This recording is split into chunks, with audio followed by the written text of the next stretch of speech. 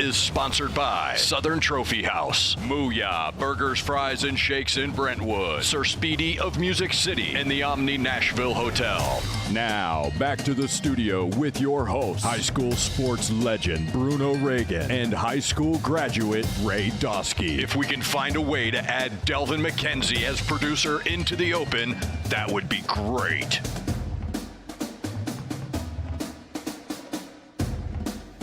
If we could find a way to get Devlin's name right on the intro, that would also be great. Yeah, appreciate that, Eric. It honestly, it adds mystique to the whole I love how much Ray gets made fun of on the intros. I think it's part of the joke. Yeah, yeah. High school football legend Bruno Reagan, high school football graduate Ray Dosky is currently out on the West Coast. We got some fall marriages happening. At least they had the respect. If you're going to have a fall marriage, do it out on the West Coast where people aren't doing anything in the fall, in retrospect to the South. Now, Joe Fisher, he was obviously not on call today. Greg Pogue, Bubba Spears, they took the reins for Pearl Cone at Greenbrier.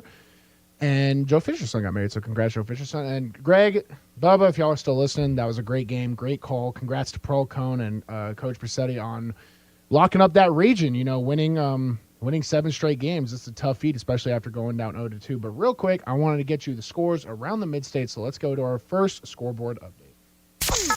Scoreboard update from the Strike and Spare studio. Starting with regions 4 and 5 in Division 1. Oakland taking on Riverdale in the Battle of the Borough, one of the bigger rivalries. It's also the MyTV30 Friday Night Rivals game of the week. Oakland, they defeat Riverdale and get back to their winning ways after dropping their first game in a very, very long time. I believe it's been 3 or 4 seasons since they last lost. They defeat Riverdale 42-6. Stewart's Creek defeats Siegel 14-3 in a very close matchup, 1-point game. East Robinson, they defeat Westmoreland 29-7. I believe that gives East Robinson their first region title in however many years since 2005. So congrats to East Robinson. That's a big win over a strong Westmoreland team. Moving on, Red Bank, they fall to Fayetteville 38-2. Forest and Richland are currently in a battle in the fourth quarter. Forest is up 35-34 against Richland. Beach currently leading Gallatin 42-7, and that's actually the final. So Beach dominated in their rivalry game against Gallatin. Pearl Cone, we listened to them live on our WNSR Mid-State Checkdown Game of the Week. Pearl Cone won 19-6 against Greenbrier and locked up the region. Baylor, one of the best teams in the Mid-State, Division II powerhouse, they take on Hendersonville and they win 56-14. Hendersonville having a bit of a down year, but I'm sure they will get back to form with more time in that staff. Moving on to Division I Region 6, we have Hardin County. They defeat Liberty 70-6. Chester County, they fall to Lexington 17-14. Columbia, they're currently trailing Lincoln County late in the third, 0-18. And moving on to Region 7, we have South Gibson. They lose to Haywood 49-17. Station Camp, they defeat Portland 21-14. And Union City defeats Camden 55-14. Moving on to the Division II matchups around the Mid-State. McCauley does edge out Father Ryan, who is keeping it close and tied at halftime. They win 28-14. Pope John Paul II currently trailing Knoxville Catholic with 9 minutes left to go in the fourth, 21-28. Knoxville Catholic currently leading by 7. Good Pasture falls to Davidson Academy 34-7. And rounding it out, Lipscomb Academy defeats the Pure Youth Alliance 42-13. And that'll wrap up our current Mid-State Checkdown update. We'll get probably one more of those before the night ends. But let's go to a familiar voice on the Cura hotline, 615-844-5600. Zach Williams, my co-host on the afternoon stretch. Zach, how you doing? You're my co-host. I'm not your co-host. I knew you would love that one. And I will default that to you. Zach, not to get too overly emotional on the air, but I always appreciate I hope you know how much I appreciate you for getting me into this game, man. It's been a fun 2 years, so much love, brother. I'm going to start crying. You know me. Don't do that. Well, if you really want to start crying, let's talk about Hendersonville Commandos football right now. I have to, I guess. I'm contractually obligated to, but this was a tough one. Look, Hendersonville at the beginning of this game was going toe-to-toe with Baylor. Baylor, I believe, the number 3 team coming into the season in the state of Tennessee. They're currently ranked number already, 3, yes. Yeah, and they beat McCallie 2 weeks ago, who was the number 2 team. Mm-hmm. This Baylor team's no joke, and their starting quarterback is Will Muschamp's son, Whit Muschamp. And the kid can sling it around. This is an offense that can move up and down the field. Their defense is leaving a lot lacking. The Commandos, through the first 2 quarters of action, kept it even. It was 14-14 going into the half, and wow. The breakdown of halftime was just, I mean, it was Titans-esque. Titans-esque, right? Yeah, it was tough. There was a couple big things that happened in the first half. You've heard me talk about Steven Mack, the starting running back. Mm-hmm. It's him and Mason Baker that are pretty much they're the backbone of the offense. And Steven Mack went down with a knee issue. He was out for the rest of the game. Then fumbles started adding up with the backup running backs. There was 2 fumble recoveries for a touchdown, back-to-back plays essentially. It was a lot, and it quickly got out of hand, got up, 35-point score in the third quarter, that running clock, and it was a tough one for the Commandos. You wonder if Steven Mack didn't get injured, if that game would have been a little bit different, because him and Mason Baker were just moving up and down the field on this Baylor defense. And like I said, this was a close game for the first quarter especially, and then into the second quarter, and just the end of that second quarter, just a lot of issues started popping up, and it really was just health. And even more so, Steven Mack gets injured with his knee. The next play, the starting left guard for the Commandos gets injured with a knee injury. He's out of the game as well. I mean, back-to-back injuries for 2 key spots, obviously, on an offense that relies on, the wing tee, a lot of unbalanced movement, a lot of pulling guards. And when you lose pieces like that, it really hurts. And I got to give credit to the Baylor team. That offense, they could throw it down the field. They have, you talk about college level pass protection on their front line. I mean, they Commandos hardly could get through. There was just a few times that they broke through and made some defensive plays. I believe they got 1 sack in this game, and just momentum killers all the way through. The Commandos just not able to get out of their own way. Had some flags. Like I said, the fumbles, there was about 4 fumbles tonight, 2 of them returned for a touchdown. It's just problems like that add up, and you can't do those kind of things against a team that's already so good in Baylor. Mm-hmm. But it's a game that if I'm head coach James Beasley, I tell the guys, we learned nothing. This doesn't matter. It's out of our region. We have to look toward now to Rossview, which is a region game next week at home, and just put that one in the trash can somewhere, because that was one of the worst losses I think I've seen the Commandos have. And this is against a team that plays Oakland every single year. So I've seen some bad losses before, but this one felt just a little extra dirty for some reason. Well, Zach, just ask you personally, because I think I have my own opinion on it, but they were tied with Baylor is one of the top 3 teams in the state, and it was no secret going into this game that Hendersonville was having a bit of a down year. I mean, losing to Clarksville, nothing against my alma mater, but Hendersonville and Clarksville aren't in the same breath in terms of like prestige of program, right? Usually Hendersonville is a powerhouse right below someone like Oakland, and Clarksville's a little bit down. But when you see that head-to-head matchup and Clarksville wins, it just shows where Hendersonville is at. So them going into a half tied with Baylor, it kind of looks like maybe the Hendersonville of old. Is that something that maybe have a moral victory about if you're the coaching staff, or something to point to and say, we can go the right direction again? This thing just kind of comes in waves sometimes. Yeah, I mean, I think there was definitely that. And like I said, it was the Steven Mack injury that really all this sprung loose. And that's what, with Mason Baker, so Mason Baker, obviously very shifty on the ground. They were running a kind of a Carolina Panthers offense back when Cam Newton was in there. And there would be a lot of option plays where it would be just running with the ball, last second taking out. Baylor had no answer for it. And whether it was Steven taking the read or it was Mason taking the read, it really didn't matter. They were just finding holes, and Baylor couldn't stop it. So when that went away, and that level of athleticism and talent and communication between those 2 guys wasn't there, and it poked a lot of holes in the offense for the Commandos. So, like I said, tough one you forget about. You don't think about it ever again. You move on. I don't know what you learned from this. I imagine there's probably more coaching analogies that, that could come out of it. But for now, it's just a tough loss that the Commandos just have to forget about. And you can't have the moral victory of, tied and going and back and forth. That's really the other side of this. It was a back and forth game in the first half of this. Baylor would score over the air and Commandos would score on the ground. I mean, they were really counterpunching each other very well on the offensive side, but just unfortunate. Hopefully we can see what happens.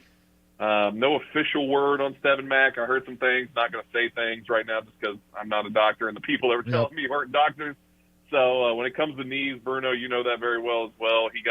Someone came down on the outside part of his left leg on the calf, coming into his leg. Yep.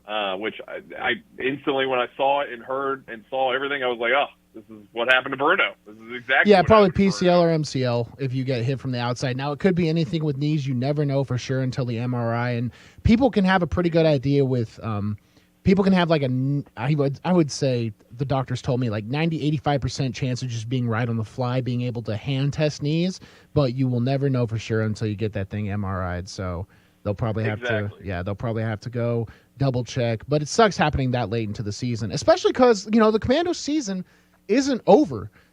No. Yeah, 2 games left. You're 3-5. It's not where you want to be, but I'm sure the Commandos have a streak of going to the state playoffs. I'm sure there's a streak or a sort of they're 4-time region champions, back to back, and this will be the first time in the last 5 years they haven't won the region. Mm-hmm. So that's something that's terrible. And Rossview obviously coming in, and then West Creek after that. Those 2 programs, and not exactly powerhouses in any kind of fashion, but the Commandos right now, frankly, aren't either. So nothing is given. Everything has to be taken. Once again, I can just keep going through these, analogies or whatever. You should be a coach. Yeah, but it's well, I say that all the time. I would be a great coach, but that's different. Zach, have you ever daydreamed about like the team asking you to come speak to them? What you would say? Oh, I would tell them no. Is what I would say. You should do it, man. I ain't got nothing to say. I didn't play the game. I'm just a talking gas bag on a mic, You'd be surprised. Hey, at Vanderbilt, they brought in a fan one time to talk to us, so you'd be surprised, man. Oh, no. Anyways, if there was one thing I would tell these Hendersonville kids, and that's from anybody, it's, when you're the first, because when I was wrestling in high school, my wrestling team, one of the most prestigious in the program, one of my coaches was in the Hall of Fame for 20 years beforehand, and my head coach was in the Hall of Fame 10 years before I got there. They had been to the state duels 16 years in a row, and they had won it twice, which is really hard to do against Chattanooga area wrestling teams. And so we had a lot of prestige and history in that building, and people took it serious, and people were there all the time. And my senior year, we were the first to not go to state, right? So what I would tell these young men is they might not, obviously, that the streak of winning the region is broken, but you have 2 games and you can still keep that streak of going to state alive. And you have that responsibility, because I think momentum can be such a huge thing in young men. Things start to pile up. I mean, it's such a big thing in college and the NFL, people start having bad luck. It typically just sort of becomes the narrative of the season. These kids still have something to play for. And Rossview is a little bit tougher of a team than West Creek, but these are 2 winnable games, 100% for Hendersonville. So if there's anything, that puts them back into positive territory in the region. Yep. Which is big, and a possible tie, with the Gallatin Green Wave for the 3rd place spot in the region, which would be broken by the Commandos, who beat Gallatin earlier this year. So Gallatin, I believe, fell to Beach tonight. They did. In a big fashion, and Gallatin's got Clarksville still to go. Hendersonville can somewhat control their destiny for the playoffs. Probably not going to have any home games, but they still have a chance to get in, obviously. Just have to handle their business. But, Shelbyville last week, that was I don't remember if I called in last week or not, but Shelbyville was a 0-16 coming into that game, and Commandos took it all the way to the wire against a team that was 0-6, not able to find a win, now 0-7. I'm not sure where they are tonight. But, it's even a game that feels like it should be an easy game, that I don't think the Commandos have the right to say they have an easy game. Shelbyville did win tonight, 32-31 against Warren County. So maybe they're just on the come up. First win of the season. Yeah. Yeah. So it's just it's something with the Commandos right now that's just it's a down year in the sense of just how many kids they lost last year. This team still fights competitively. When they're all together, they look good.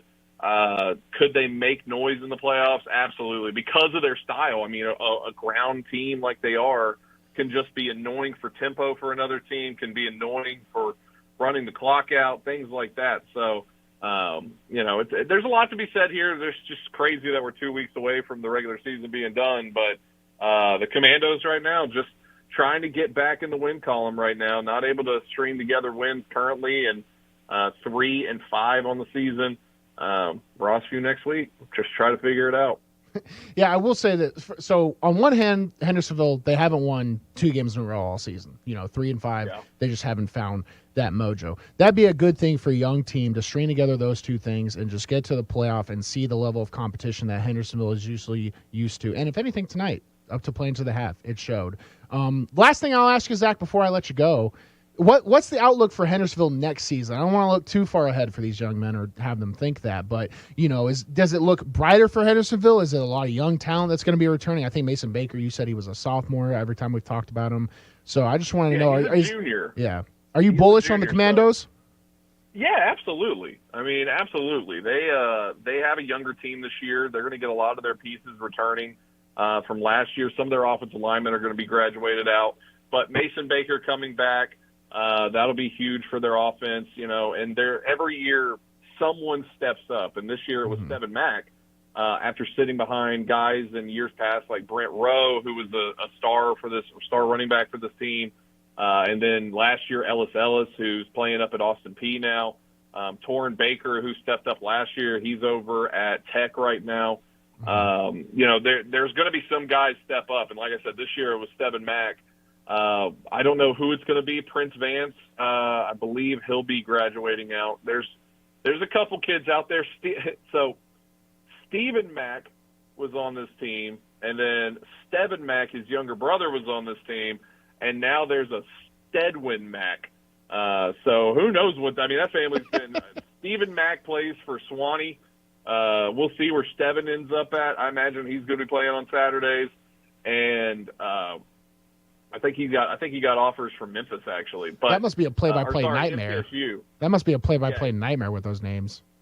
Yeah, it is. It gets tough when they're all on the field together too. Yeah. But and then Stedwin Mack is, we'll see what his future could be. But that family, they're going to be with this Commandos team, and I think there's a future for sure. And James Beasley has, in his time of being the head coach, as short as it's been through the Bruce Hatfield era till now, he's been a winner. This is really his only losing season so far, and he still has a chance to at least break even in this season before it's all said and done, and get into the playoffs again and maybe steal one out there. So I'm not counting James Beasley out. I'm not counting the Commandos out in any kind of way, and I think their future is always going to be bright with him at the helm. Well, Zach, I appreciate you coming on as always, brother. Absolutely. Hey, I want to tell you, too, JP2 got tied up 28-all. I saw your text. I appreciate you updating me. So you heard that? I update the updater. You heard that, guys. I mean, Zach Williams, a man of many talents. What can I say for this guy? And I'm playing Madden right now. No way. Are you? It's crazy. I'm really talented. I'm already back home. That's the benefit of a home game and me. I'm sure they have a mobile game. I'm sure they have a mobile game you can play on your phone. PS5, Bruno. I'm going to flex while I'm on the phone. PS5. Let's go. Zach, I appreciate you, bro. Absolutely. Y'all have a great night. Have a good one. That's Zach Williams, voice of the Hendersonville Commandos, and my co-host. I'm his co-host, but we're co-hosts on the afternoon stretch. Real quick, we're going to head to a break. Terry, I appreciate you staying on hold. We'll get you on right after this. You're listening to WNSR, Nashville Sports Radio. Located at 2705 Nolensville Pike, Southern Trophy has been serving Nashville and Middle Tennessee for over 62 years. Southern Trophy offers a wide array of services like custom-designed awards, cast bronze plaques, etched crystal awards, laser-engraved corporate gifts, promotional items, merch, embroidery, screen printing, signage, and banners. Browse their entire collection online at southerntrophy.com or on Facebook at Southern Trophy. Feel free to give them a call at 615 615-256-7295. That's 615-256-7295. Southern Trophy. They do their best to help you recognize your best. This is the Greg Pogue and John Burton Show. Welcome, Angie McCartney. When he'd come home, Jim would say to him, "How are your bowels, son? Are you eating properly?" He'd go, Dad, you know, I'm a beetle. You don't ask me about my bowels. Oh, it's not that funny. Come on. We didn't expect to be talking about Paul's bowels this morning. Greg Pogue and News Channel 5's John Burton. WNSR. Nashville Sports Radio. Slim's Tender Mac Bowls are back.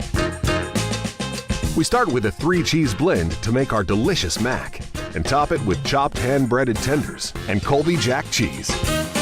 Try the Tender Mac Bowl meal or the Buffalo Tender Mac Bowl meal, both served with Texas toast and a medium drink. But hurry, they're only around for a limited time. Download the Slim Chickens app to order and earn rewards. Greg Pogue back once again to tell you about Bongo Java, Nashville's oldest and most celebrated coffee company, now also located in the Omni Nashville Hotel. Reward yourself for surviving Nashville traffic with fresh, locally roasted coffee, classic handcrafted espresso drinks, and fresh baked goods all day long. And free Wi-Fi, so you don't have to work from home. Number 1 in customer service. You made it through the traffic. Reward yourself with a perfect pick-me-up at Bongo Java. Fresh coffee, delicious treats, great atmosphere. Open 6 a.m. until 2 p.m. daily. Bongo Java at the Omni Nashville Hotel. Sir Speedy is a proud sponsor of high school football on WNSR, Nashville Sports Radio. At Sir Speedy Music City, we provide commercial print, signs, and mailing services to companies all over Tennessee and actually all over the world. If you need anything like that, you give us a call, 615-832-9511, SirSpeedyMusicCity.com. We are a proud sponsor of high school athletics on WNSR, Nashville Sports Radio. Call us at 615-832-9511. Go to the web at SirSpeedyMusicCity.com or email us at print@SirSpeedyMusicCity.com. We are the official sign company of the Mid-State Checkdown High School Football Game of the Week. Did you know there's a place where you can get good neighbor service and surprisingly great rates on home and auto insurance? Yep, and that place is, ta-da, State Farm. Here's the deal. State Farm agent Austin Hardy is your go-to agent in the Middle Tennessee community for the service you desire at the price you want. So stop shopping around. State Farm agent Austin Hardy has you covered. Call 615-810-9999 for your surprisingly great rates today. Like a good neighbor, State Farm is there. Individual premiums will vary by customer. All applicants subject to State Farm underwriting requirements. Welcome back to the Mid-State Checkdown High School Football Scoreboard Show with your hosts, SEC Offensive Lineman of the Week, Bruno Reagan and Ray Dosky. Welcome back, Mid-State Checkdown post-game show. I'm Bruno Reagan. I don't want to keep Terry waiting any longer. He's been waiting patiently on the Cure hotline, 615-844-5600. Listen to me and Zach babble, so let's get him on. Terry covering Westmoreland. Terry, how you doing? I'm good. How are you guys? Good, man. Can't complain. Life's good. So tell us about the game today. East Robinson, Westmoreland falls 7-29. Are these two teams in the same region? They are. This was for the region championship, and East Robertson is the champion of Region 4-2A for the first time that they've won a region championship since 2005. Wow. Westmoreland was trying to win their first region championship since 2006. So it's been a long time for both of these schools. Game was 14-7 at the half. East Robertson on the first drive of the game. Isaiah Z. Prince broke loose on 4th and 4 and scored on a 48-yard run, made it 7. Uh-oh. Terry, I think you might have hit your mute button on your ear or accidentally hung up. Let's see. But before, so here's what Terry was going to say, because I kind of had the score outlined for me. Westmoreland, East Robinson, they're in the same region. They play going into this game. One team, 2005 is the last time East Robinson had won their region. I did mention that before we got Terry on the line. And then Westmoreland was the last time they won was 2006. So these are two teams playing for the region championship tonight. They both just so happen to get hot at the same time. And Westmoreland looks like they come out and they score. They score that 40-yard run, go up 7-0. And then from there, it kind of shifted into all East Robinson territory. So East Robinson did win the game. Spoiler alert. I was hoping we could have Terry tell us a good, long story about it. But the final score ended up being 29-7 East Robinson. Westmoreland, they fall to an overall record of 5-3, region record of 3-1. So they're still primed for a playoff spot. East Robinson, however, they will get that home field advantage. Actually, since we lost Terry, I would know no one better to go to on the Cure Hotline than Greg Pogue, our very own. 615-844-5600. Let's get Greg on right now. Greg, how are you doing, brother? Hey, Bruno. How you doing, man? Greg, first of all, let me say it's good to talk to the other sensible half of the shows here on WNSR. My co-host is a very emotional guy. Your co-host is a very emotional guy. We're sort of the two brainlets having to hold everything together. So it is good to finally, have a conversation, especially on air, of two level-headed and reasonable individuals. Greg, a true pro you are, so I just wanted to get that intro out. Well, hey, good shot, too, on the way, Bruno. Nicely done. Thank you. Well, Greg, hey, you were covering our WNSR Mid-State Checkdown game of the week, Pro Cone at Greenbrier. And it was a game when, Greg, I'm going to be honest, I heard the beginning of it when you guys started, and I was like, this is going to be a running clock sort of deal. Pro Cone's going to run away with it. And then they sort of stalled in the second quarter. Halftime comes out, and then Greenbrier drives and scores. And I'm like, what the heck? We have a ball game.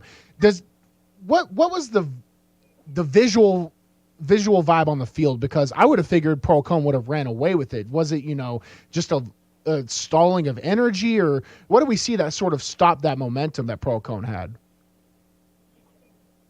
Well, Pearl Cone is playing in its ninth straight week, and they got their bye week coming up next week, nicks and bruises, but they had the Javion Kennard kid, the one that had the 95-yard punt return early, and then once that Greenbrier took that second half opening possession and punched it in, it sort of woke. And then Greenbrier drove all the way down there again, had Pearl Cone defense on its heels, but they had a goal line stand at the 2-yard line, and then they drove 98 yards to really put it away. And it was Kennard. You just could tell that Coach Brunetti was doing some chewing on that sideline, because they came out after that when Greenbrier made it a one-possession game, pretty much controlled it from there. Their front seven, especially their front four, just dominated up front. I was like you. I thought we'd see the game to maybe get out of hand, but give it to Greenbrier. Coach John Elmore's team hung tough, made some plays.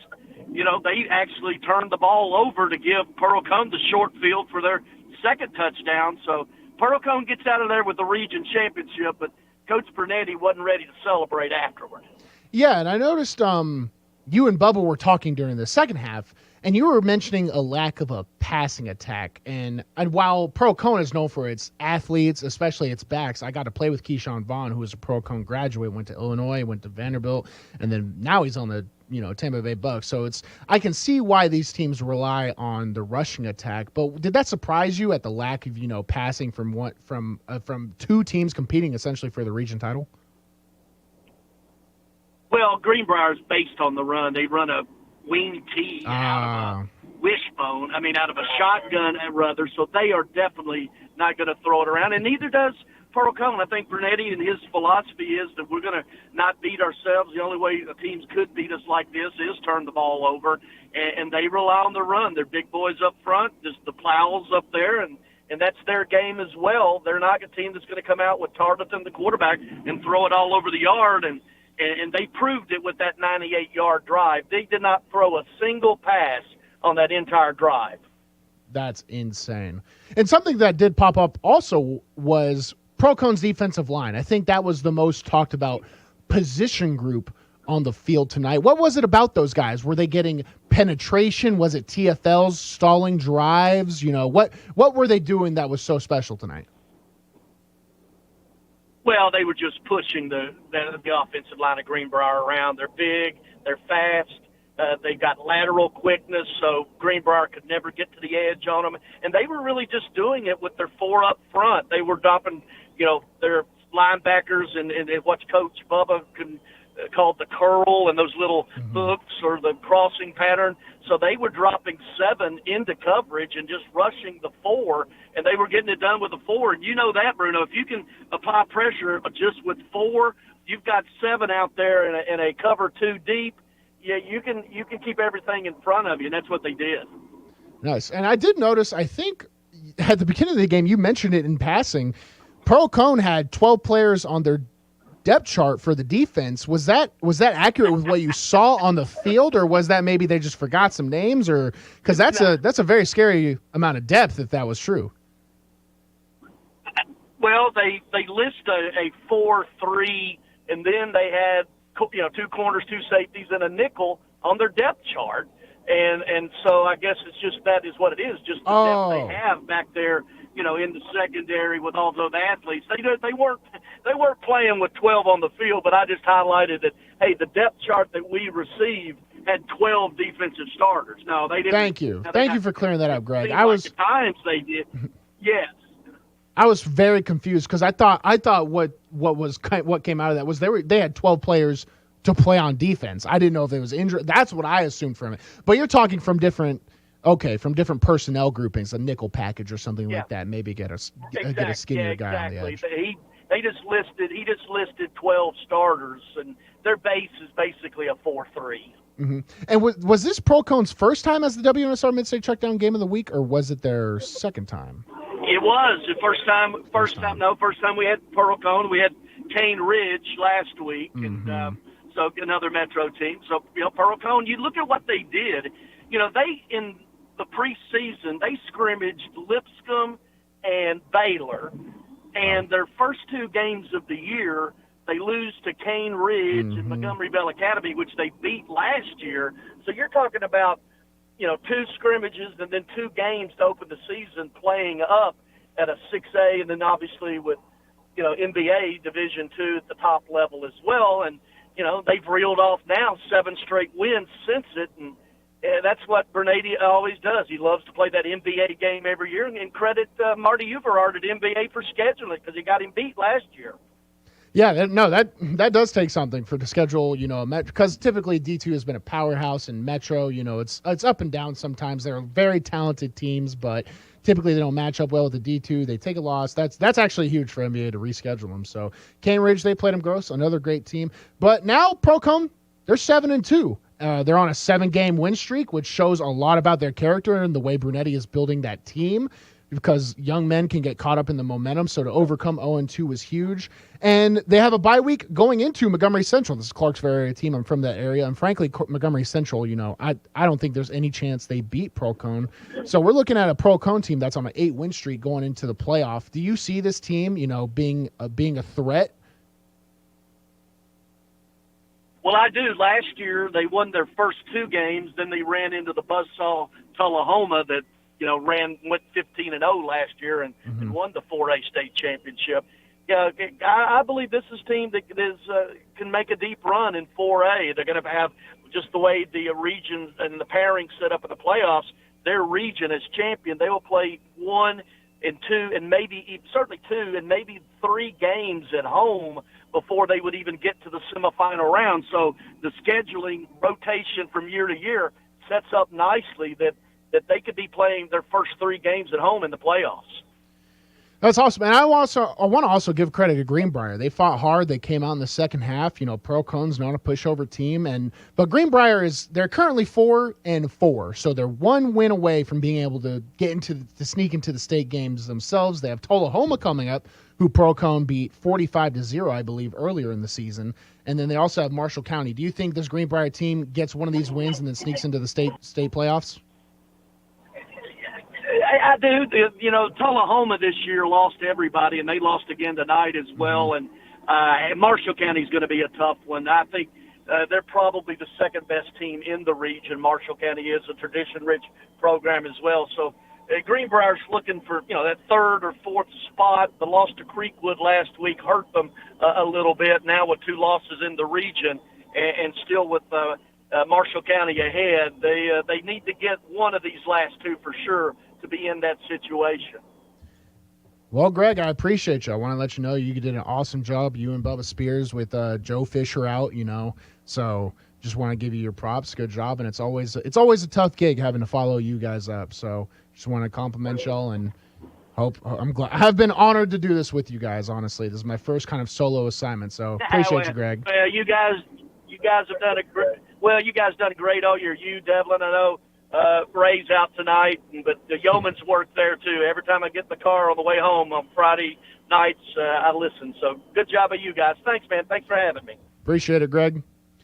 That is Greg Pogue, host of the Greg Pogue and John Burton Show here on WNSR Nashville Sports Radio, 9 in the mornings. He also does the play-by-play for a WNSR Mid-State Checkdown Games of the Week. You can hear him live before the show every single time, along with a former Vanderbilt play-by-play legend, Joe Fisher. Having these two guys on the call is absolutely invaluable to our station and what we provide on Friday nights. Bubba Spears also did an honorable job replacing Joe today. Joe out with a wedding.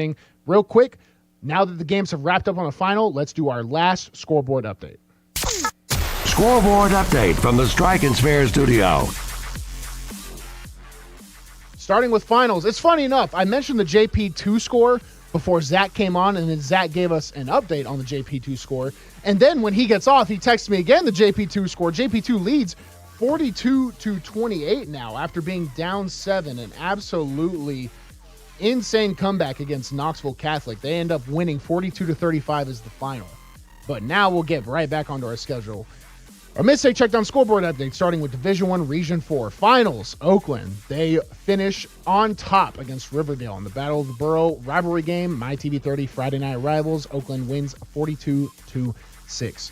Stewart's Creek, they edge Siegel 14-13, 1-point game. East Robinson, they defeat Westmoreland for their first region championship since 2005, 29-7.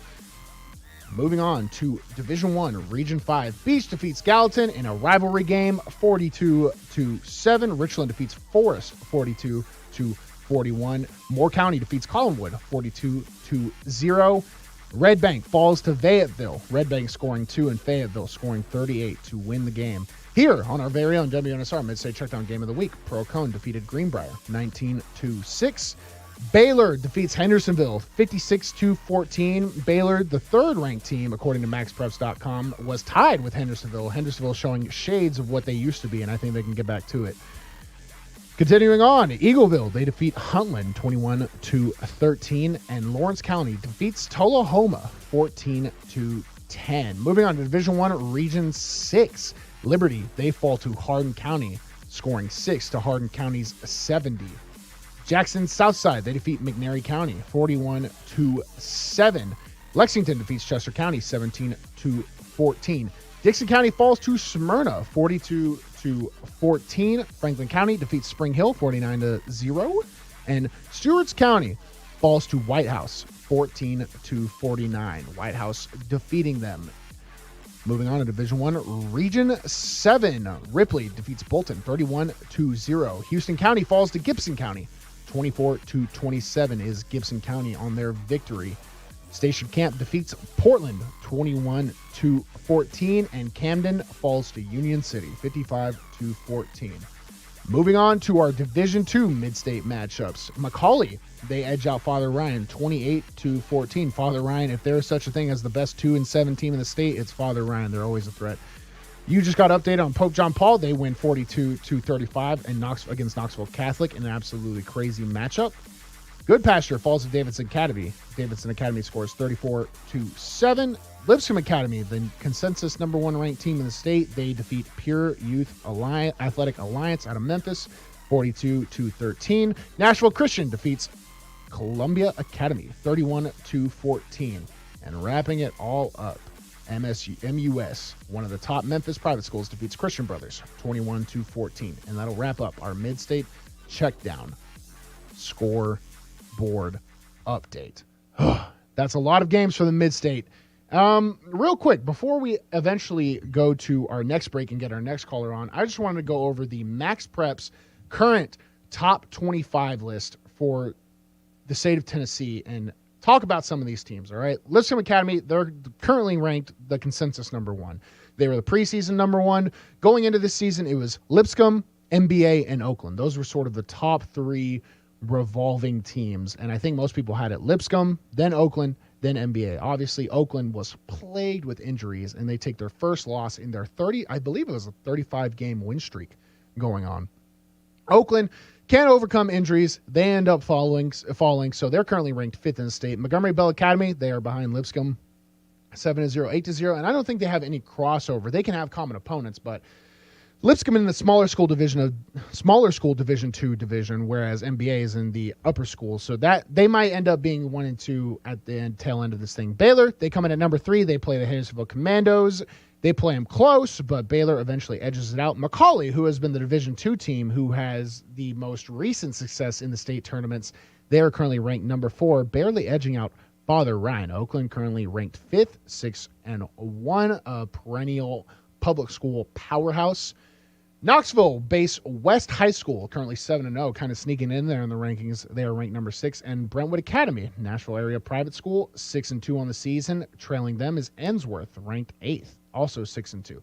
FRA makes an appearance in the top 10, 7-1. And the last team here on our top 10 is a Hendersonville area team, Beach High School. You know, they've had big wins, Gallatin, Hendersonville, Clarksville. They played a lot of teams close, but they always edge it out. So Beach is a powerhouse. I remember back when I played Beach in high school, that was when Jalen Hurd was on the team, and he was rushing for like 500 yards a game.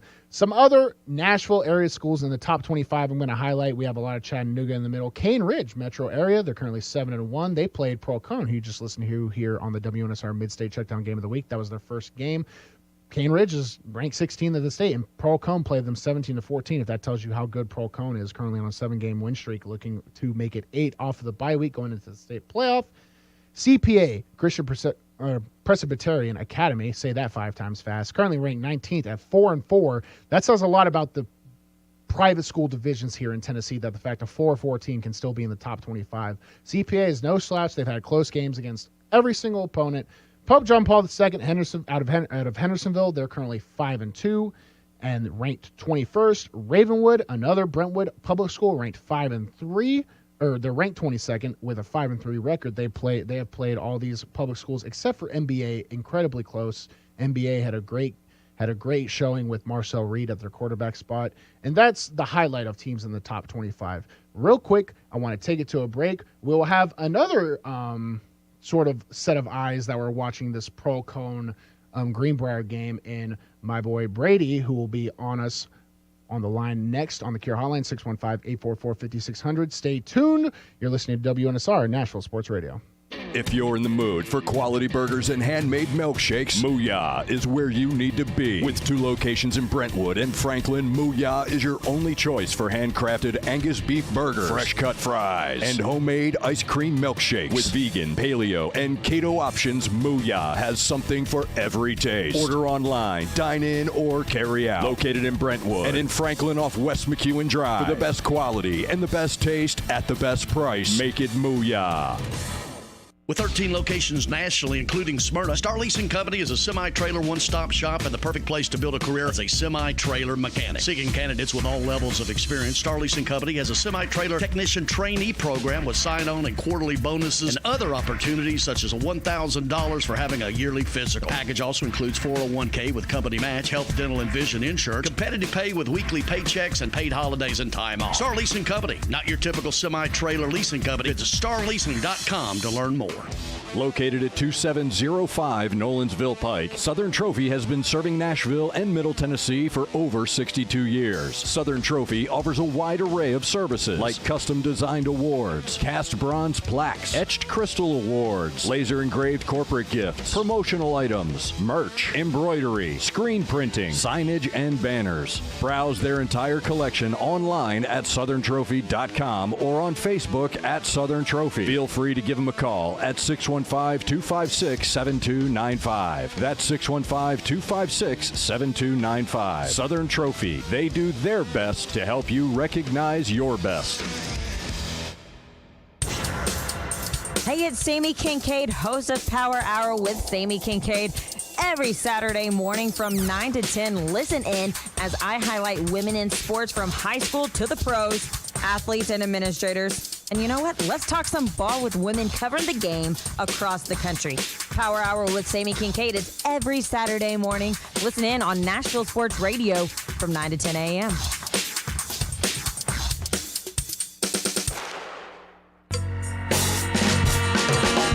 Slim's Tender Mac Bowls are back.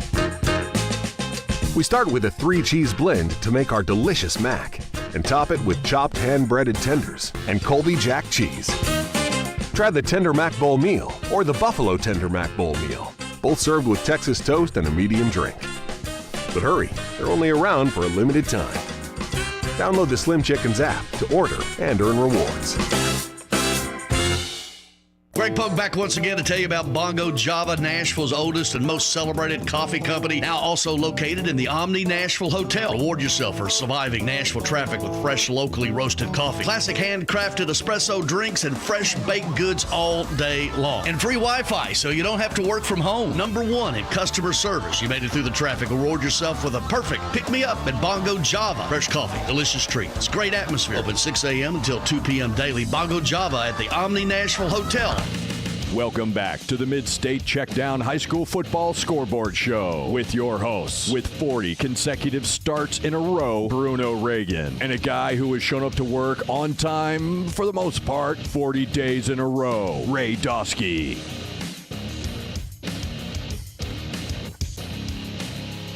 I don't even remember that intro. That is an awesome intro. Bruno Reagan, Devin McKenzie, Ray Dosky is out right now. He is having to deal with a fall wedding. And let me tell you, Ray is one of my, and I don't mind saying this on air, because me and Ray, we share some ethnical ties, right? In more ways than one. He's like, I have a wedding, and we're like, oh, okay. And people expect him to be gone 2 days. And that's not how these weddings go. They're week-long affairs. So I will be covering the show for the foreseeable future. We'll probably have him next week. I'm pretty sure we'll have him back next week on Friday. But I don't want to keep Brady waiting any longer. Let's go to the Care Hotline, 615-844-5600 if you want to talk any high school ball around the Mid-State today. Brady McAdamney. Is that how you pronounce it, Brady? You know, that's the popular way to pronounce it. It's actually McAtamney. McAtamney. Since you've been calling in so much, we need Irish to. Roots. Yeah. Okay. Oh, you're Irish? Don't. My dad's listening, and he's gonna be like, Aaron, go Boston, and then ship it up to Boston. We'll start playing. My dad's white as snow, Irish, basically Irish nationalist as you can be. So he just got pumped up. Well, Brady, were you at Pearl Cone today?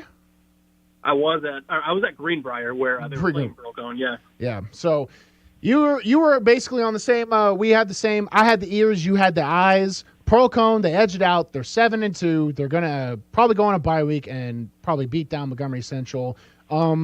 It seemed like an ugly game though, having to hear it with my ears. Do you have any insight into that? Maybe some, or was it just normal high school football kind of deal? No, I would say it was an ugly game. I think that's a good way to put it, honestly. I believe there were 3 offensive touchdowns. One of them was off a 20-yard drive, maybe, very short drive. So there were only really 2 drives put together all game. A lot of defense, a lot of punting. So if you're into that, that's your kind of game. If you're an Iowa football fan or something like that. I'm not into the punting at all. Well, let me ask: was the punting good? It didn't sound like the punting was even good either. No, it wasn't good. There was a punt return for a touchdown. I think we had one 15-yard punt, banked out of bounds. So there wasn't even that going for it, unfortunately. That's extremely strange because the touchdown drives where it wasn't a special teams touchdown, they were 90-yard drives. So they couldn't score on the short fields, but they were able to piece together these random 90-yard drives. That's just an extremely odd occurrence. But Pearl Cone's supposed to be, one of the top teams in 4A in the Metro and the Mid-State. Do you think they can bounce back from an ugly game like this? Yeah, I think they can. Like you mentioned, they're going into the bye week. They got Montgomery Central after that, who unfortunately is just not very good this year. Mm-hmm. That'll give them a couple of weeks to, really get themselves right before heading into the playoffs. They'll have the 4 seed, whoever in the other region is. Obviously, we don't know quite who that'll be, but I can't imagine it's going to be someone who will give them too much trouble. So they've got some time to definitely bounce back. I think they're going to be all right. Yeah, and let me ask you about this Greenbrier team, because when I saw, actually, I'll start with this question. Pearl Cone goes up 13-0, relatively fast, and I think, this is going to be, a blowout. But I didn't have my eyes on the game. Did you think that as well, where it was going to be, a sort of running clock game? Or was the story of the game different than the score at the time where we could picture a Greenbrier comeback? No, so I definitely thought we had a chance to get to the running clock. Greenbrier's defense is really good, so, you kind of question, whether Pearl-Cohn ever gets to that 35 mark. But you're definitely wondering, how bad Pearl-Cohn is going to win, how much they're going to win by. Because, I got the drive chart up. I like to keep a drive chart. Pearl-Cohn gets the punt return touchdown. Next drive, they intercept it. They score off the interception on the drive after that. So it's 13-0 pretty quick with nothing going right for Greenbrier. But the whole second quarter, you got a Greenbrier punt and then 3 and out, fumble on a punt return, turnover on downs, punt, halftime. So that's really where I was like, we're probably not getting a running clock here, but this game is it's probably not going to go too well for really anybody. Yeah. I heard on the call, there were some shout-outs. Our Omni Nashville Hotel player of the game was Javion Kennard, who returned the punt at the beginning of the game. He had the most all-purpose yards, so I think he was sort of the default to get our player of the game. But I always like asking different opinions on, were there any other players that stuck out, or maybe even position groups, specifically on the Greenbrier side, that deserve some credit? Yeah, so Javion Kennard is actually who I talked to after the game. He definitely deserves that role, but I got to give credit to Pearl-Cohn's defensive front. They, especially late in the game, got to the quarterback big time, forced some errant throws, forced him to flee the pocket, which isn't necessarily his strength. He's a good athlete. Greenbrier's quarterback is Nolan Carson, I believe his name is. He's a decent enough athlete, but he's also a sophomore, so gets flustered when he's got these big guys running at him. And they definitely did a really good job, especially in the fourth quarter, to force Greenbrier to kind of change their offense a little bit. Now, Brady, I wanted to shift gears a little bit and ask you, because as a Clarksville guy, I've gotten to play against Coach Shelby, and now I watch Coach Shelby, who coaches Clarksville. He coached Northeast back when I was in high school, who went on a state run with a 5-team Northeast, Clarksville Northeast team, and then he's sort of pulling some magic with Clarksville now. Are there any teams in the mid-state you think that can be a sort of, underdog? Because we talk about the Beaches and we talk about the Oaklands, but is there a chance for any of these mid-state teams to maybe be that team that makes a run that nobody saw coming? That's a good question. Obviously, a team like CPA, who only I think has like four or five wins right now, that's a great team. They just beat Oakland, which is not a small task, and they didn't just beat them; they blew them out. That's a team you could definitely look for. Obviously, that's just a loaded region that they're in, a loaded division that they're in. Ironically, I think Northeast has a pretty good football team. Are they going to make a run? Probably not. But that's a team you could potentially look for to, maybe win a first-round playoff game, maybe make things interesting in their playoff appearance, assuming they get there, because they actually did have to forfeit a 52-6 win over Northwest for having an ineligible player, which is really unfortunate for them. But it's still a pretty good team. And real quick, I wanted to ask, Pearl-Cohn, they're on a streak. They fell to Cane Ridge, who is a tough Metro team, 17. They take MBA out last year, fall to them this year. MBA won a top team in the Mid-States. Is this Pearl-Cohn team, you think, the favorite for a 4A championship, or is there anyone else floating around 4A that might threaten them? 4A is – it doesn't have the same powerhouses, especially after Tullahoma has dropped off significantly. Obviously, they were kind of that powerhouse last year, beating Pearl-Cohn a couple times. I think Pearl-Cohn definitely has a shot at being that favorite. There's no really 4A teams off the top of my head that I can think of that can, really challenge them. So I think it would be fair to call Pearl-Cohn, one of the top teams, potentially that favorite for the championship. Well, Brady, I'm glad you got to cover the same game we were talking about. It really gave a lot of good crossover for our show today. I appreciate you calling in, brother, and hopefully we can get you in these last 2 weeks and even some playoff games if you go and cover some of those. So I always appreciate it, brother. I should be out there. Thanks, Bruno. Sounds good. That is Brady. Oh, I'm going to butcher it again, but I'm going to try it. Brady McAtney. Devlin, do you remember what it was? No. I can't say I do, man. I'm sorry. Brady with Main Street Preps. How about this? I'll give him out his Twitter at Brady_MSP. That's Brady, Brady, _ all caps MSP. He is the Clarksville sports editor with Main Street Preps, and he has been a friend of the show, calls in, offers great insight. Real quick, we're going to head to a break. Will, I appreciate you calling in and holding for a while, buddy. I really want to get you on after this break to talk this JP2 game, so stay tuned. You're listening to WNSR, Nashville Sports Radio. Sir Speedy is a proud sponsor of high school football on WNSR, Nashville Sports Radio. At Sir Speedy Music City, we provide commercial print, signs, and mailing services to companies all over Tennessee and actually all over the world. If you need anything like that, you give us a call, 615-832-9511, SirSpeedyMusicCity.com. We are a proud sponsor of high school athletics on WNSR, Nashville Sports Radio. Call us at 615-832-9511. Go to the web at SirSpeedyMusicCity.com or email us at print@SirSpeedyMusicCity.com. We are the official sign company of the Mid-State Checkdown High School Football Game of the Week. Did you know there's a place where you can get good neighbor service and surprisingly great rates on home and auto insurance? Yep, and that place is, ta-da, State Farm. Here's the deal. State Farm agent Austin Hardy is your go-to agent in the Middle Tennessee community for the service you desire at the price you want. So stop shopping around. State Farm agent Austin Hardy has you covered. Call 615-810-9999 for your surprisingly great rates today. Like a good neighbor, State Farm is there. Individual premiums will vary by customer. All applicants subject to State Farm underwriting requirements. If you're in the mood for quality burgers and handmade milkshakes, Mooyah is where you need to be. With 2 locations in Brentwood and Franklin, Mooyah is your only choice for handcrafted Angus beef burgers, fresh cut fries, and homemade ice cream milkshakes. With vegan, paleo, and keto options, Mooyah has something for every taste. Order online, dine in, or carry out. Located in Brentwood and in Franklin off West McEwen Drive. For the best quality and the best taste at the best price, make it Mooyah. With 13 locations nationally, including Smyrna, Star Leasing Company is a semi-trailer one-stop shop and the perfect place to build a career as a semi-trailer mechanic. Seeking candidates with all levels of experience, Star Leasing Company has a semi-trailer technician trainee program with sign-on and quarterly bonuses and other opportunities such as $1,000 for having a yearly physical. Package also includes 401k with company match, health, dental, and vision insurance, competitive pay with weekly paychecks, and paid holidays and time off. Star Leasing Company, not your typical semi-trailer leasing company. Visit starleasing.com to learn more.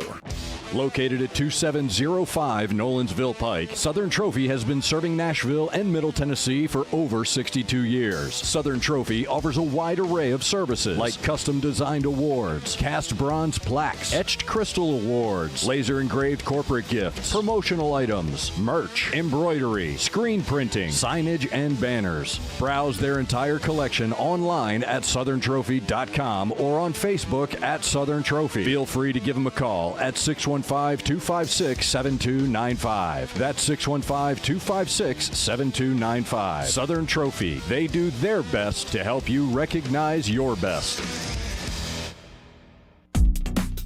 Get all your NASCAR news every weekday right here on The Final Lap. Hey, it's Kerry Murphy, and the equivalent of a walk-off. Christopher Bell won the Charlotte Roval and had to get into the next round of the playoffs.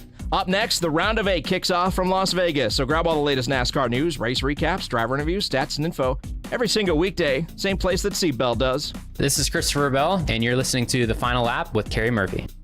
Every single weekday.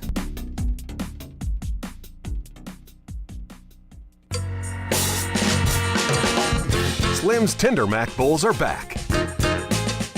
We start with a 3-cheese blend to make our delicious mac and top it with chopped hand-breaded tenders and Colby Jack cheese. Try the Tender Mac Bowl meal or the Buffalo Tender Mac Bowl meal, both served with Texas toast and a medium drink. But hurry, they're only around for a limited time. Download the Slim Chickens app to order and earn rewards. Welcome back to the Mid-State Checkdown High School Football Scoreboard Show with a guy who went to Vanderbilt and a guy who's driven past Vanderbilt, Bruno Reagan and Ray Dosky. Dude, that was awesome. That's an A+ one, whoever wrote that. Hopefully it's Adam. I hope Adam wrote that one. Maybe it was Eric, but either way, that was one of the best come-ins. Bruno Reagan. We got Devin McKenzie, Ray Dosky currently out for a wedding. I hope he's having fun out on the West Coast. I don't want to keep Will waiting any longer. He's been waiting patiently on hold on the Cure Hotline, 615-844-5600. Will covering JP2 Pope Prep, whatever they call it now. They just played against Knox Catholic. Will, how you doing, brother? Man, life is good as usual. How you guys doing? Yes, sir. I love the vibes. That is absolutely immaculate, and we need that tonight. How are you doing? I mean, it seemed like a really interesting game down the stretch there. Tell us about it. Yeah, it really was. Pope Prep won the game 42-35. I I'm really just going to skip to the fourth quarter. So Yeah. Josh Maylander picks off a pass from Jaden Neal from Knoxville Catholic, returned it for a touchdown. That made the score 35-28. And then a couple series later, Ainsley Ware does the same thing, made the score 42-28 late in the fourth quarter. And then Knoxville Catholic would come down the field. It only took them 3 plays, a huge pass completion down the field, and then capped off by a touchdown reception, made the score 42-35. Pope Prep would then get the football back, hold on to the ball, and then win that game 42-35. But, I mean, there was just a lot of talent out there on the field for both of those teams. And I think next week, I mean, Pope Prep plays their last home game of the year versus Ravenwood, a game I feel like, Ravenwood should win. But I think, Pope Prep, I mean, they're doing good. I mean, 6-2 on the year. I kind of see them finishing 6-4. Division II class, AAA Middle East Division. It's pretty much shook up right now. Yeah, so tell me, so if I'm understanding that right, it was 2 interceptions from Pro Prep that sort of gave them the lead and then some to set up. So it was 2 interceptions from Pro Prep that set up that lead? Yeah, so I mean, Knox Catholic throughout the night had a lot of success spreading Pope Prep out, but Pope Prep stayed with his own defense for a good portion of the game, and Knox Catholic was able to, have their way with it. But just at sporadic times in the game, I mean, Josh Maylander, right place, right time to make the interception. Ainsley Ware, right place, right time to make the interception. To me, Pope Prep made more plays than Knoxville Catholic. Absolutely. It's kind of an interesting question I'm going to ask you. Do you think Knoxville Catholic looked more like the better team, but the better players made the better plays for Pope Prep? Would you say that's a fair synopsis of the night? Not necessarily. I mean, Knoxville Catholic had some talent in some areas on the field. I really feel like those were 2 really equal teams, albeit JP2 is coming into that game with a lot of injuries. Coach Need and I, we talk every Wednesday, and a quote he told me, he was just like, it frustrates me that a lot of people have counted us out just because we don't have Kenny Minshew. And so he felt like his team has a lot to prove coming out here, winning with a number 3 quarterback in Chet Lax, a player who transferred from Davidson Academy to come to JP2 and played wide receiver more, but then when needed, he came and stepped in versus VJ and won that game. But, I mean, I just love the mentality of this team. I mean, it's next man up, and that's how they play. Yeah, I mean, next man up is that's the name of the game, especially in later season football. That's where teams, really find out what they're made of. It's one thing that teams a lot of times will blame injury, and I'm sure, like Oakland, they're plagued with injuries, but everyone has injuries, so it's kind of what teams adapt and overcome. I wanted to ask you about next week for Pope Prep. I got to get used to calling it that, Pope Prep. They do play Ravenwood, but Ravenwood being an extremely good team. They're on the Max Preps Top 25, one of 3 area public schools, along with Beach and Oakland, to feature on that list. So there are no slouches, but there are some, crossover of teams. Ravenwood played NBA, and NBA sort of had their way with them. I know Pope Prep played NBA on a primetime sort of slot, and it looks like on the matchup side of it, this could be a surprise game for Pope Prep. I think Pope Prep does have a decent chance to go for their last home game to sneak a win against Ravenwood. Do you have any outlook on that game? I mean, Chris Parson, a really good quarterback for Ravenwood. I think when you have him, your chances of winning are going to be pretty high. I mean, it has the potential to be a close game. I think Pope Prep is going to have to come out there and establish dominance early for them to win the game. If they're unable to do that, then they're staring 6-3 in the face. And Pope Prep, obviously, I think you explained to us pretty well how Division II playoff works. It's totally different from Division I, where it's sort of getting 5 wins and stuff. Pope Prep, they're going to be a playoff team. What's the outlook for them for the rest of the season? Is there a goal, maybe try and get past the first round, or maybe a goal you specifically have for the team and the program going forward? In all honesty, I can see them falling no lower than 4th. So if that happens, they will potentially host a playoff game like they did last year versus St. Benedict. But to me personally, I really feel like, they should only take the top 4 teams. Last year, their playoff run was it was interesting. I mean, it started off with an 0-9 St. Benedict team, but then eventually they went to Brentwood Academy, won that game, and they ran into McCallie. But I can see Pope Prep finishing no lower than 4th. They're not going to beat McCallie. So in my honest opinion, I really feel like that team is going to go into the playoffs at 6-4 with a 2-3 region record. Right now, Knoxville Catholic 1-3, and Father Ryan yet to win a region game. So I can see that number 4 seed for Pope Prep. And let me ask you this, and this is a tough question for anybody to answer. If you answer this, they would hire you on the spot. But Pope Prep they're a good football team. They're a good area football team, private school. But they're, when you say McCallie, MBA, Baylor, Brentwood Academy, it always seems like they're sort of a tier above. Is there any specific position that Pope Prep might be able to improve at that could get them to that tier? Or is it sort of a collective roundabout of recruiting and the way the programs are sort of ended up to this point? What do you think is keeping Pope Prep, or what could they add that could help them push them to that next level of team? That is a tough question. I look at it like this. I think if you find a good replacement for Kenny Minchie, Elijah Robb will be a senior next year. You have those 3 sophomore offensive linemen that'll be juniors next year. I think it's, to really answer your question, I think it's just collective recruiting and recruiting to your system. I think if you can recruit to that system, Pope Prep is now starting to gain respect around the state of Tennessee. Let's just be honest. If this was 5 years ago, none of us are saying anything remotely nice about this program. That's just the honest truth. This program 5 years ago, couldn't even compete with Brentwood Academy, couldn't even compete with NBA. They weren't a tier 1, tier 2 team. They just went out there.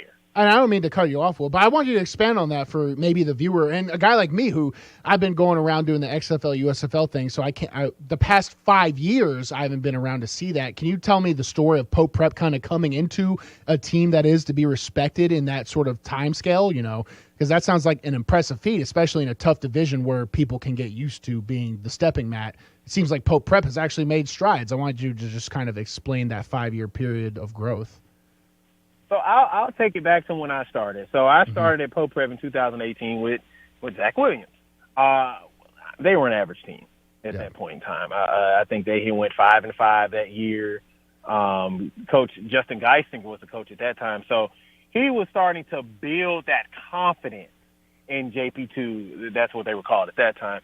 I think around that time, the confidence was building in that program. It was like it went from, okay, we're just going out here we can really go out here and potentially compete. And you could see it every year. When I took over in 2019, they didn't make the playoffs, albeit they had a 6-4 record. I mean, they had a tough region. They were on the west side, so they had Briarcrest, MUS, Christian Brothers. So they competed against some of those schools. 2020, I think, was when the table started to turn for Pope Prep, the pandemic year. They did a really good job. They went to Brentwood Academy, lost in the first round of the playoffs, but they gave Brentwood Academy everything they could handle. And in 2021, I really felt like that's when the program started to take off. Coach Justin Geisinger in his last year, he had that team really believing, and then, Kenny Minchie kind of came out of nowhere and blossomed, and you have good receivers in Colin Cook, Chet Lax. This team is deep at that receiver position, but I think this year under Brian Sneed, I think they're going to be okay. They might not be the 2021 team, but they believe and they go out there. They play with confidence. They have a motto: choose the shield, live and compete like Christ. They do that every week, and I really feel like even 2023 rolls around, they may take a step back, but they're going to be a very competitive team, and I think that's what's going to help them start to recruit some of these top-notch public school kids, or some of these kids that, should go to these, public schools in the Hendersonville area.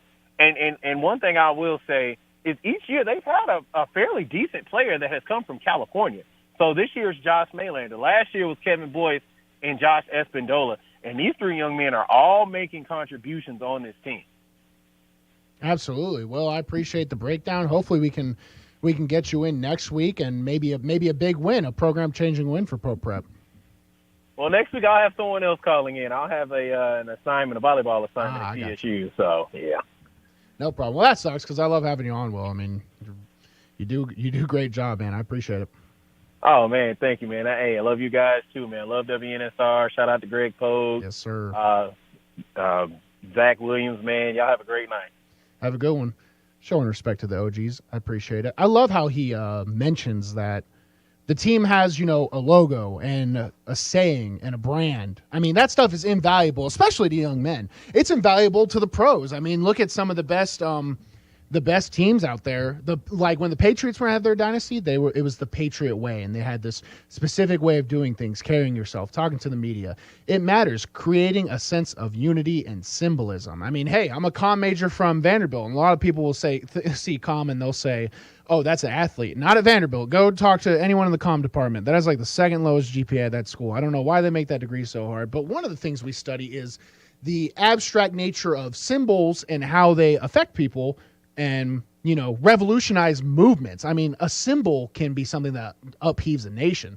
And now talk about that in high school football terms. These are something kids can get around. So whereas some coaches are afraid of the sounding cliche or things like that, there is some general success in it because when you have a bunch of young men, especially at a school like Pro Prep, where the circumstances of the athletes can be so vastly different, whether it's socioeconomical or cultural. I mean, they talk about getting players in from California, just the different shifts of cultures in young men, to have something that brings them together to compete for a common cause. That is what takes you on to the next level. It's something you have to find in a coach specifically. And that's not just in team sports, it's in individual sports. That's how you can really get guys to rally around each other.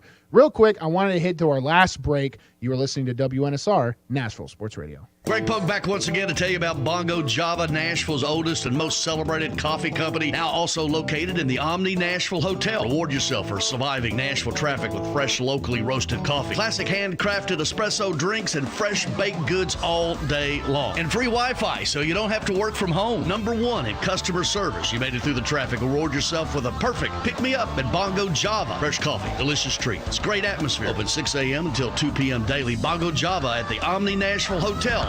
Sir Speedy is a proud sponsor of high school football on WNSR, Nashville Sports Radio. At Sir Speedy Music City, we provide commercial print, signs, and mailing services to companies all over Tennessee and actually all over the world. If you need anything like that, you give us a call, 615-832-9511, SirSpeedyMusicCity.com. We are a proud sponsor of high school athletics on WNSR, Nashville Sports Radio. Call us at 615-832-9511.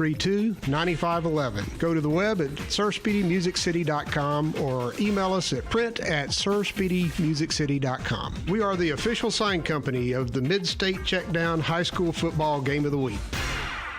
Did you know there's a place where you can get good neighbor service and surprisingly great rates on home and auto insurance? Yep, and that place is, ta-da, State Farm. Here's the deal. State Farm agent Austin Hardy is your go-to agent in the Middle Tennessee community for the service you desire at the price you want. So stop shopping around. State Farm agent Austin Hardy has you covered. Call 615-810-9999 for your surprisingly great rates today. Like a good neighbor, State Farm is there. Individual premiums will vary by customer. All applicants subject to State Farm underwriting requirements. If you're in the mood for quality burgers and handmade milkshakes, Mooyah is where you need to be. With 2 locations in Brentwood and Franklin, Mooyah is your only choice for handcrafted Angus beef burgers, fresh cut fries, and homemade ice cream milkshakes. With vegan, paleo, and keto options, Mooyah has something for every taste. Order online, dine in, or carry out. Located in Brentwood and in Franklin off West McEwen Drive. For the best quality and the best taste at the best price, make it Mooyah. With 13 locations nationally, including Smyrna, Star Leasing Company is a semi-trailer one-stop shop and the perfect place to build a career as a semi-trailer mechanic. Seeking candidates with all levels of experience, Star Leasing Company has a semi-trailer technician trainee program with sign-on and quarterly bonuses and other opportunities such as $1,000 for having a yearly physical. The package also includes 401k with company match, health, dental, and vision insurance, competitive pay with weekly paychecks, and paid holidays and time off. Star Leasing Company, not your typical semi-trailer leasing company. Visit starleasing.com to learn more. Located at 2705 Nolensville Pike, Southern Trophy has been serving Nashville and Middle Tennessee for over 62 years. Southern Trophy offers a wide array of services like custom designed awards, cast bronze plaques, etched crystal awards, laser engraved corporate gifts, promotional items, merch, embroidery, screen printing, signage, and banners. Browse their entire collection online at southerntrophy.com or on Facebook at Southern Trophy. Feel free to give them a call at 615-256-7295. That's 615-256-7295. Southern Trophy. They do their best to help you recognize your best. It's the Bill King Show. Lane Kiffin. Let me get this straight. Bill, smooth-talking James Franklin just lost a quarterback recruit to Sun Belt Billy. Put him on the hot seat, Bill. The only thing James Franklin is good at is working the coaching carousel for a raise each year. He's really good at that. He's very, very good. Weekday mornings beginning at 6 on Sports Radio 560 on 95.9 FM. Welcome back to the Mid-State Checkdown High School Football Scoreboard Show with two guys who can't wear the correct size shirts. Bruno Reagan and Ray Dosky. Final segment. Bruno Reagan, Ray Dosky, currently out on a wedding on the West Coast. Ray, let me tell you something, Devlin, you probably didn't know. Ray loves California. He walks around with the LA hat all the time. He wants to be such it's like a teenage dirtbag trend, but California. So you ever been out there?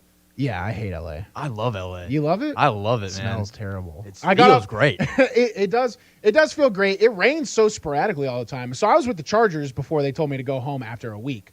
So I was out there at LA for a little bit, and then I went back for Worlds, and I don't know, there's something about it. It's just not my style. I like the style. I don't like the people. I feel like everything's too fake out there. You know me, I'm a man of honor, integrity. The South's where I belong. You find a lot of that out here for sure. Yeah, it's different. You do, and you find the snakes in the grass with it too. Real quick, before we go to the end of the show here, I wanted to take our last 4 or 5 minutes or so to talk about next week's game here on the Mid-State Checkdown Game of the Week, and this might be the biggest banger of them all. Sorry for my Gen X or millennial lingo, but this game is probably going to be one of the most action-packed two Mid-State Division II private school powerhouses. Brentwood Academy will be playing at Ensworth. I believe it's a Thursday game. I'll try and get you confirmation. Yes, it is a Thursday game on October 20th. That'll be your Mid-State Checkdown Game of the Week. 6-2 Brentwood Academy versus 6-2 Ensworth. When I was in high school, Ensworth was the school to be at. I believe they won state 4 times in a row. So every year I was in high school, they were the D2.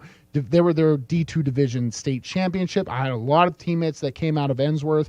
Donovan Sheffield probably being the most notable of them all. He was a great secondary player for us at Vandy. Played as a true freshman too, and got some reps there. So Ensworth's known for turning out athletes. Brentwood Academy too. When I was in high school, take it all the way back, Derek Barnett, a guy who is really good for the Eagles. I think he's currently hurt right now, but he's been a good player for them. Insanely talented pass rusher, was an insanely talented athlete. So these are two programs that are known for putting out very, very big talent. They have very similar records. Someone is going to eventually, get the upper hand in their region. They're both 3-0 in the region. They're each other's toughest game to wrap up their season. They do. Brentwood Academy will be playing against MUS out of Memphis, and Ensworth after this game will be playing against Briarcrest Christian. So Brentwood Academy, they play against some tough mid-state teams. I want to just give a shout out to some of their biggest wins. CPA, CPA's record doesn't tell the story. CPA is 4-4, but they're still a top 25 team on the Max Prep rankings. And they beat Oakland. They're the ones that snapped Oakland's winning streak, and Brentwood Academy beat them 28-17.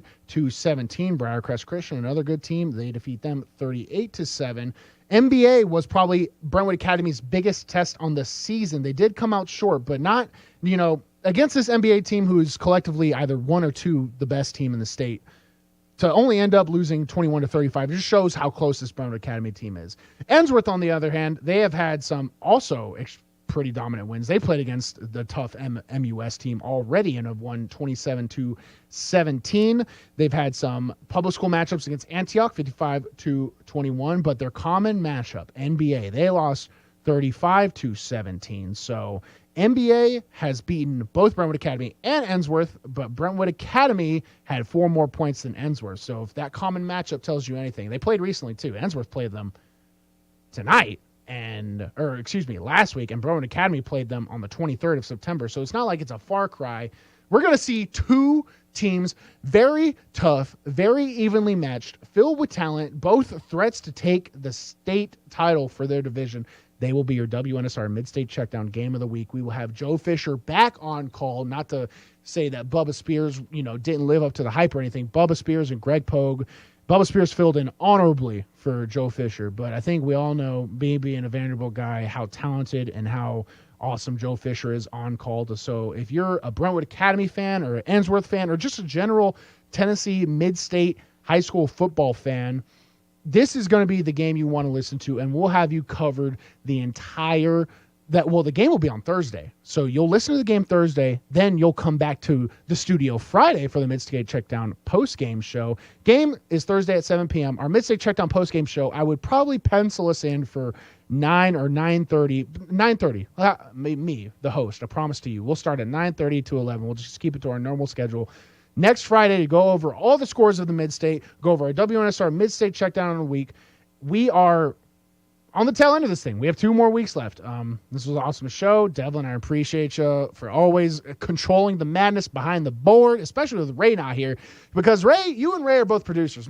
I'm like a helpless child here. Yeah, I think it's always hilarious when something, when something happens, how I just have to basically sit and pray. But you filled in admirably since starting here. And I'll be glad to have Ray back too, because Ray really does help with our stat breakdowns throughout he can be the analytic guy. As a football guy and a former O lineman, I'm like, throw away the analytics. I want to go for 2. I want to go from 4th down. Whereas Ray can be that part of the show. So that'll do it for us today, guys. Absolutely great game with Procone against Greenbrier. Procone comes out. They move on to 7-2. They have a bye week, much needed. They'll go on to play Montgomery Central, most likely win that game. Greenbrier, they are looking to get 1 more win in their last 2 weeks to try and move on to the playoff. But as we saw tonight, never count them out. They kept it close with Procone, who is an extremely talented team.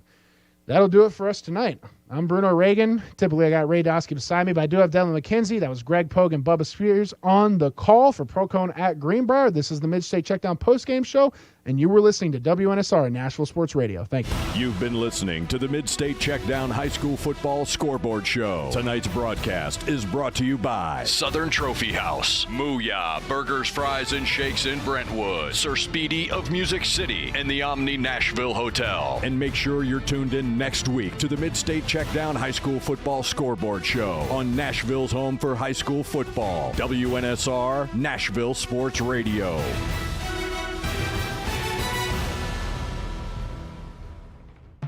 On air and online, Sports Radio, WNSR,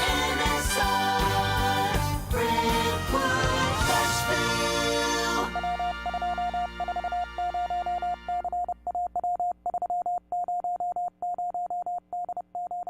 Level rate for 20 years. That's right, guaranteed level rate for 20 years. If you're a smoker, we have great rates available for you as well.